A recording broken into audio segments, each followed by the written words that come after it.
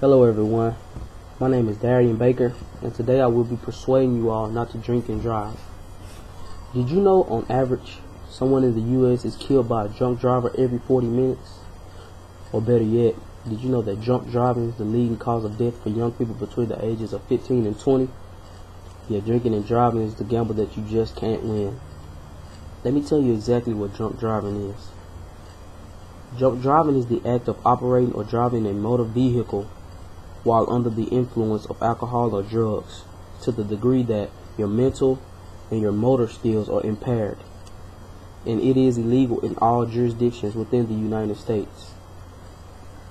Every single injury and death caused by drunk driving is totally preventable. Although the proportion of crashes that are alcohol related has dropped dramatically in recent decades, there are still far too many such preventable accidents.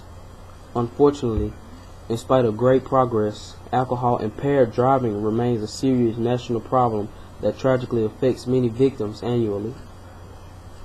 Many times, the person to be hurt or killed from drinking and driving are innocent victims who just happen to cross a path with a drunk driver. Every person is accountable for his or her own right to drink, and many people have their certain reasons on why they drink. It could be social influence, social pressure, stress relief, and escapism, and some people even feel as it will take the pain away.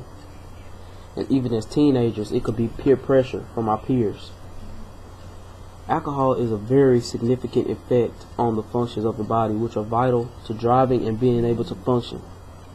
Alcohol is a depressant, which mainly affects the functioning of the brain. Here are some effects that alcohol has on our body. It slows down our reaction, it impairs vision, it interferes with our concentration, it dulls our judgment, and it creates a false sense of confidence. And after that, anything is really bound to happen.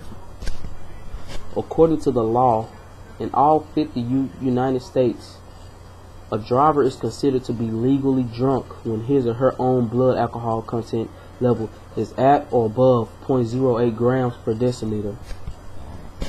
Many people don't know the signs of a drunk driver, so here are some when you see one you know.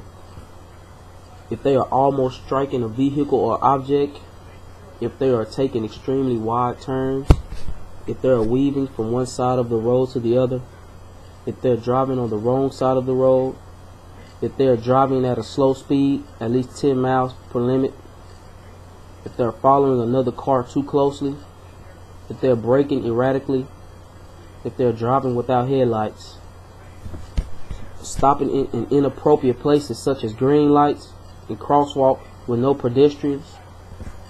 If you see any of these signs, please stay behind the suspect driver, get out of the way, and expect the unexpected.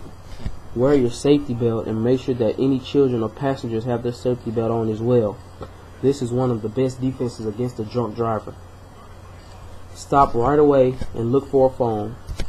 Report suspect and impaired driver to the state or local police.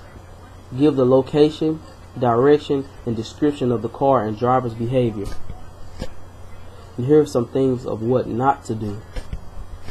Do not try to pass the car. Do not try to stop the vehicle, and do not follow too closely. The car may stop abruptly. Now I will show you how to avoid yourself from getting drunk.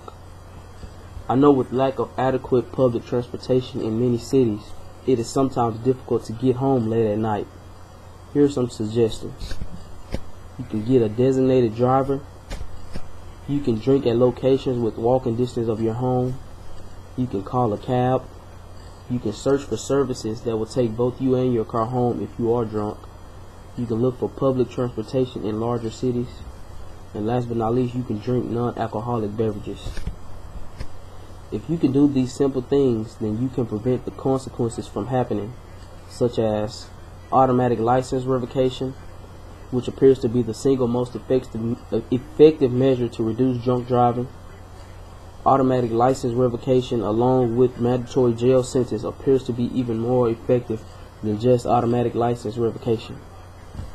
Impounding or confiscating license plates.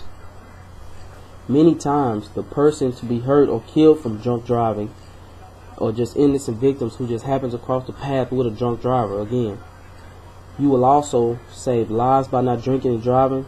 So either hand over your keys or hand over your life. You make the right choice. Thank you.